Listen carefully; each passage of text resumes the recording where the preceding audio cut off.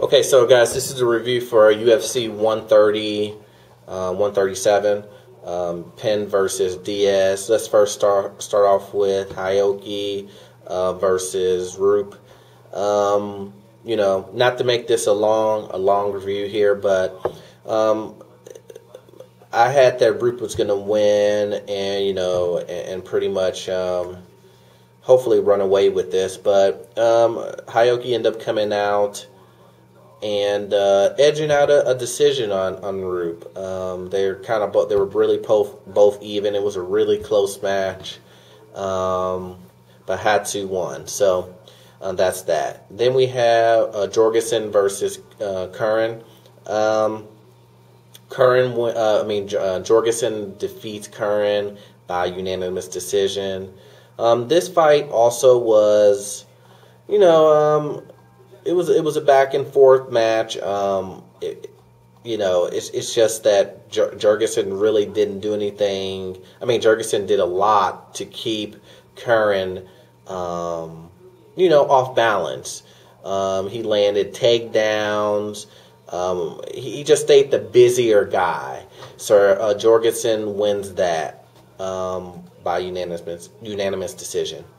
Then we have the next match, which was, excuse me guys while I fix this, Crow Cop versus Roy Nelson. It first started off with Roy Nelson kind of being, he lost some weight, basically coming in, and he was getting hit with some shots, taking a beating in that first round. Second round came around, and he pretty much, he took him down and used his jiu-jitsu and got him in a crucifix and kind of did the light tap. Same thing that he did to Kimbo in the Ultimate Fighter series. Just basically put him in a position to where the guy's not defending. It can be light shots, but the ref has to jump in to stop because it's, he's unprotected, getting hit directly in the face. Crow Cop ended up being able to weather that storm until the end of the round. Third round came, and he ends up catching, taking Crow Cop down to the ground, getting his back, and pretty much just throwing blows on the side of his face and catching him, and ends up getting a TKO in the third round of 130. So that's that. He, went into his jokester type routine where he was asking for the winner of Cain Velasquez versus Junior Dos Santos, which that won't happen. Obviously, he's probably going to get someone in the lower tier to kind of prove himself. So, but he was just doing it as a joke. I'm pretty sure he wasn't serious. He would take it, but he wasn't serious. So then we move on to the next match, which was another heavyweight match, which was Congo versus Matt Mentrione. I thought Matt Mentrione was going to go in there and really, let loose and really, use takedowns and whatnot. But I don't know if he got tired in the second or third round, but the first round he was kind of light on his feet, kind of really giving it to Congo, bouncing off. But then once he got taken down to the ground and pretty much laid upon, he just lost round after round and then lost by a unanimous decision. I don't know if he just like I said, like he tired out, or if he just, it was just the inexperience. But it's obviously that he needs to go back to the drawing board and figure out what he needs to do to get to that upper tier, because this truly was his entry into the top tier elite heavyweight level. He had to get past a gatekeeper of Congo, but he didn't do that. So that's that. So then we go to the main event, which was a welterweight bout between BJ Penn, Nick Diaz. Let me say in the first round, BJ was really winning this fight. He was, even though he was a guy with a shorter range, shorter reach, He was getting in the inside, hitting them and getting out, getting the inside, hitting out, using his jab and his cross to the best of his ability as far as a person with, not the longer reach. And then I think kicked in his cardio, and he started getting pepper shotted a lot by Nick Diaz, and just that slap boxing type style that Nick Diaz does. And Nick Diaz was just landing multiple shots that, were beating, pretty much, catching BJ off guard. Then he started doing combinations from, right cross jab, jab cross to bringing in the knees and basically pushing BJ up against the cage, so BJ couldn't really go anywhere, and he had to kind of eat the shots or go into a position of guarding the punches. But BJ seemed to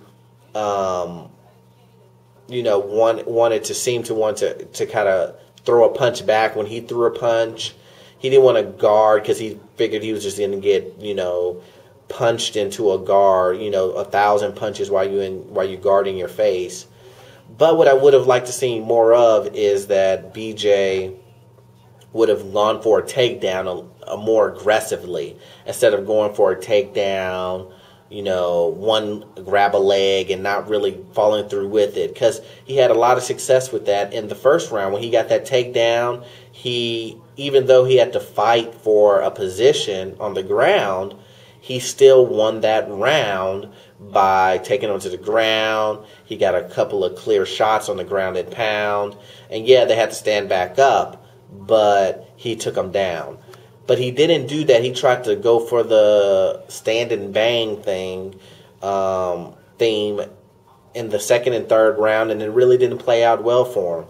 Third round, he was dead tired. He tried to fight back. You got to give him credit for that. But it was just too overwhelming with all the shots that Diaz is throwing. And Diaz doesn't get tired. He does all types of extra stuff to keep his cardio, the higher altitude in the mountains, and doing the triathlons and all that other stuff. So he's not going to get tired. BJ definitely got tired in the second and third round, and he loses to unanimous decision. So that's that. But then at the very end, Diaz, as always, called out someone. But this time he definitely called out GSP. GSP was in the crowd. GSP wasn't hearing it pretty much. But what I'm thinking that they might do, which would suck for Carlos, would be to kind of boot him out and then put Nick Diaz in his place, because it would be the more exciting fight. People would want to see that fight more than they would want to see GSP going against Carlos Condit. Nobody really wants to. I mean, that would be a great fight, don't get me wrong, but it would be a more exciting fight to see Nick Diaz versus GSP, and rather than to kind of wait to see what happens. And that would suck, and that may not be a very good move for the UFC to kind of just boot their fighter out like that, because it could happen to anybody type thing, but they might do that because it was just making it a more exciting fight. But then came a shocker after Nick Diaz called out GSP, which was BJ Penn saying that he's going to retire. Do I believe that BJ Penn is going to retire? I don't know. You just came off of a loss, a draw, and like he said, he's getting older. He wants to be able to fight for a title, which I don't know why he would think he's going to really make a title contention for welterweight. I just don't see him beating GSP, and I would have no interest in seeing that fight. I think that he has a better chance in lightweight, but he doesn't want to go back to lightweight. He wants to stay in welterweight and try to get a championship there. But he basically said he was going to retire. Who knows if it's true? Fighters shouldn't really make decisions right after losses. He should kind of wait, talk to his family, friends, trainers, and really see if he can't really make a good run at the title, if that's really what he wants to do, and he can't do that properly, then maybe he should retire. You know, who knows? But it's his decision really to make. He shouldn't really make it right after a loss because that's when emotions and stuff are running high. But who knows? We'll see in the up and coming weeks what he decides. So anyway, guys, that's my review for the UFC 137. Please let me know what you guys think in the comments. Please, as always, rate and subscribe. See you guys later. Peace.